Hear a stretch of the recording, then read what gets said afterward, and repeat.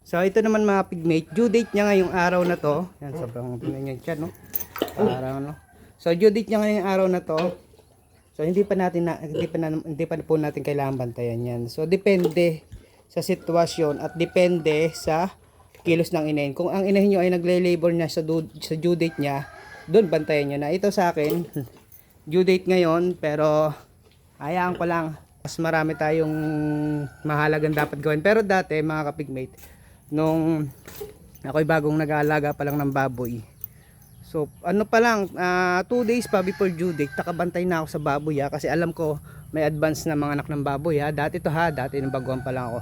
Tapos pag nanganak, bantay talaga ako, binabantayan ko talaga, minsan dinudukot ko pa. Pero ngayon lahat ng yun wala, parang ano lang, yung mga nakasanayan ko dati, yung mga nakita ko dati, mga ginawa ko nung una, parang ano lang yun, sabihin natin na mga turo nila ng mga sinaunang nag-aalaga ng baboy na hindi naman talaga kailangan yung kailangan gawin, kagaya ng dukutin agad yung piglet. So wala pang dinudukot na. So pagkalabas ng, kasi ako naman mga pigmate, inuurasan ko lahat, kagaya ng sa baboy, kahit naka na siya, kahit due date niya na. So ang una kong tinitingnan yan, nagle-labor na ba. So pag hindi pa nagle-labor, aalis ako, punta kung saan ko gusto. So aalis muna tayo. So dati hindi talaga ako makaalis mga kapigmate, hindi ako makaalis ng bahay pag alam kong due date na ng alaga ko. Pero sa katagalan naman mga kapigmate, yung baboy pag nanganganak, ang titingnan nyo lang lagi, ang hintay nyo, labor. So ang baboy kahit anong days pa yan, sabihin natin umabot ng 115, 116 days, 117, 118 days, 119 days, hanggat hindi yan nagle-labor, hindi ko binabantayan yan. Yung iba natataranta na, so wag po kayong mataranta. Ang abangan nyo lang, alamin nyo yung labor, kung paano mag-labor yung baboy nyo. Pag nalataan nyo nag-labor yung baboy nyo, kahit 113 pa lang yan, 112 days pa lang yan, at alam nyo nagle-labor na, so bantayan nyo na. So yun lang, kahit anong days pa yun umabot, ilang days pa yun umabot, basta labor lang babantayan nyo. Mas madali yun, hindi kayo mahihirapan kasi isang araw nyo lang babantayan. So yung labor lang, kasi 24 oras lang naman ang labor ng, so hindi 24 oras. Pag nag-labor yung inahin, 12 oras lang yung mga kapigmate. O 12 oras lang kayo magpupuyat. So ganun. Pero sa akin naman mga kapigmate, mas madali na yung ginagawa ko ngayon. Yan yung tinuruan ko na kayo na mas madali yung base sa experience ko. Tapos ito yung pinaka ginagawa ko. Pag alam ko nagle-labor na, so hindi ko pa rin binabantayan. So nagbibilang ako ng oras. Kunwari na-timingan ko, nagsimula mag-labor siya ng alas 7 ng umaga, alas 6 or alas 5. Alas 5 ng umaga siya nag-labor, ganun. So matik na yan, 12 oras gabi babantayan ko. So pwede siyang madelay ng 2 oras, mag-advance. Sa pag-advance niya, bibihirang advance sa 12 oras mga anak yung baboy after mag-labor. So pinaka niyan talaga 12 oras. So lagi kalimitan delay.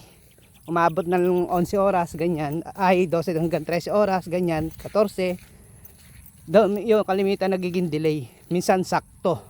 So doon ako nagbabase. So doon sa paraan kong yun mga pigmate, hindi ako napuyat, hindi ako napagod. Alam nyo ba, mas nakakapagod yung maghihintay ka sa pag-aanak ng baboy mo. So dati naranasan ko, nagpapaanak ako ng baboy, so pagod na ako kakahintay. Nung lumabas na yung mga anak na yung inahin, so doon ko naramdaman yung pagod.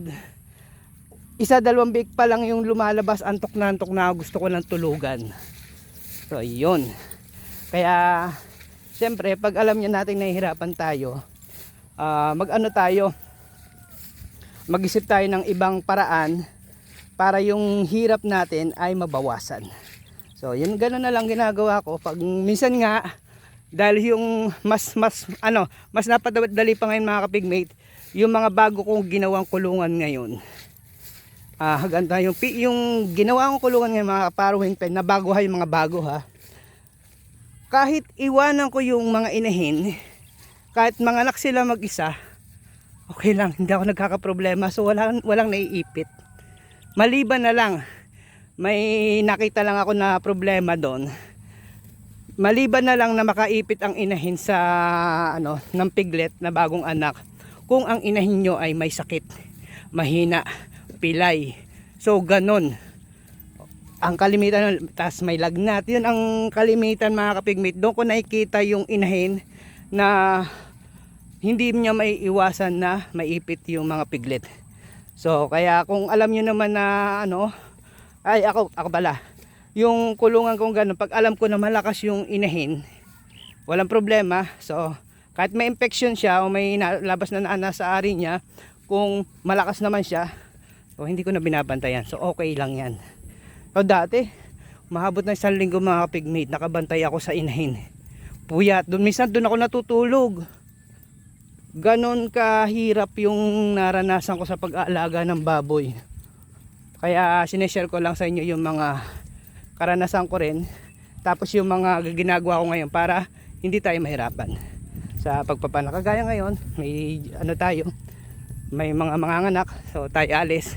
Pero ito ang pinangahamba ko, yung kulungan na ng dalawang manganganak doon, hindi yun safe. Hindi safe yun, kasi ni-repair ko lang yun, hindi sila totaling na-upgrade na. So marami akong big na naipit dun sa kulungan na yun, dun sa Farrowing pen na unang version namin. Kaya hindi safety. Kaya ang ko doon, wait ko pa mag-labor. So tayo mawawala ako dito sa amin ng ilang oras lang. Alis ako dito mga anong oras na ba? Alas 9 na. Pero kung wala naman kung hindi tayo naglipat ng kulungan ng inen, or hindi tayo nag-EI, 6:30 nandun ako sa ginagawa ko. Tapos ang balik ko dito alas 2, kasi 2:30 papakain ako. Alas 2 mga 2:10 nagpapaligo ako ng mga baboy. So ngayon alas 9 tayo nakalis. Wala pang sign na pagle-labor yung mga anak natin. Hindi pa siya nagle-labor, kaya okay pa. Kaya wala pa tayong iintindihin. So mamaya uwi tayo mga alas 2. Pag dinat nga natin na nagle-labor na, so yun, doon tayo may hirapan na ma-detect kung anong oras siya manganganak. Pero babasehan na lang natin yung ilang oras. Kung dumating tayo mga alas 7, mga alas 2, alas 3, nakita natin nagle-labor na siya.